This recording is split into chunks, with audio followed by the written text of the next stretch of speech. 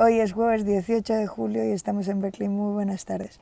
¿Por qué vicisitudes? Porque se me acaba de estropear el vídeo entero una vez que ya lo tenía grabado y dicho todo y habiendo metido la pata. De todas formas, eso me da una oportunidad.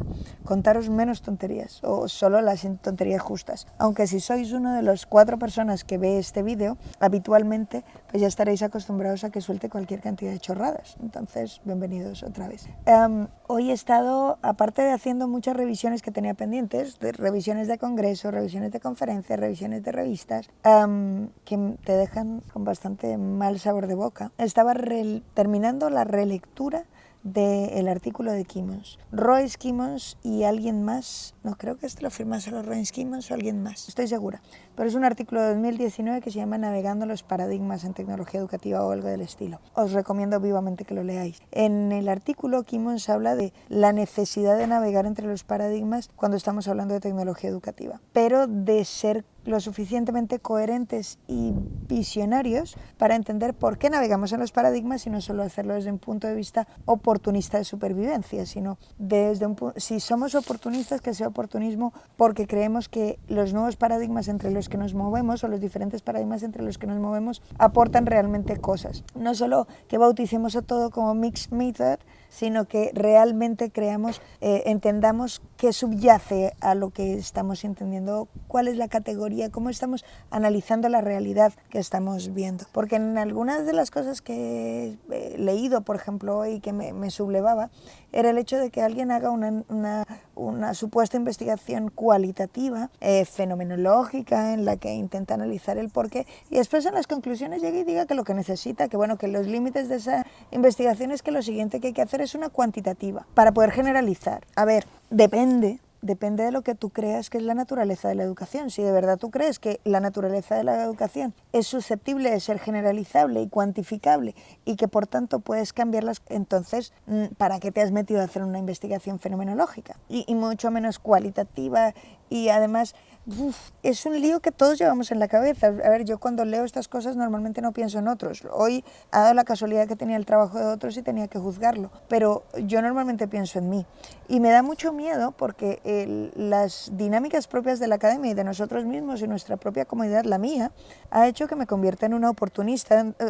Kimmons habla como de 4 categorías respecto a los paradigmas. La gente que se sitúa en su paradigma, cree en su paradigma y entiende que su paradigma es el único que explica la realidad que está estudiando. Hay gente que se centra en su paradigma, que es súper especialista en su paradigma, estos son otros, pero que entiende que los límites de su paradigma se le escapan y entonces que alrededor hay otra serie de paradigmas que podrían explicar otras cosas de su realidad, pero que a ellos se les escapan. Esos dos son como los puros.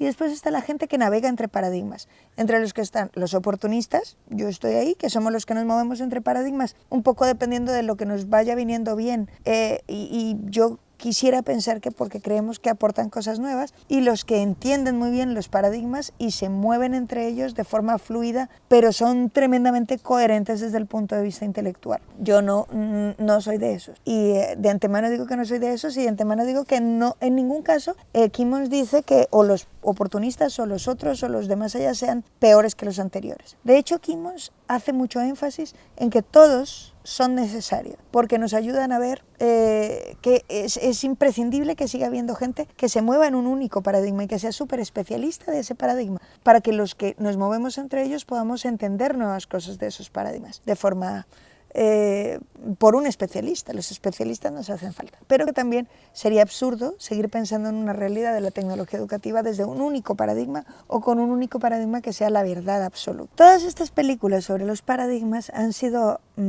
aderezadas por un vídeo que he visto de una de esas youtubers millennials que me encantan. Los millennials son gente a la que admiro profundamente, algunos, como en todas las generaciones, pero creo que los millennials son esa gente que tiene muchos menos miedos de los que tenemos nosotros, o al menos han sido capaces de crear nuevos miedos. No tienen los miedos ancestrales que hemos arrastrado otras generaciones, seguro que tienen otros defectos y otras virtudes, pero yo les admiro muchas de esas virtudes y creo que una de ellas es esta. Pues he estado viendo un vídeo de Ter, que es una de esas youtubers, que habla sobre lo que es una performance. Y entonces hablaba de lo que es una performance y del plano de la fantasía y el plano de la realidad, y cómo una performance te ayuda a enfocar una cuestión y a poner de relieve una cuestión desde un punto de vista completamente salido de la realidad y en el cual no hace falta situarte dentro de la realidad para poder explicarlo, lo cual resulta muy, muy, muy sugerente.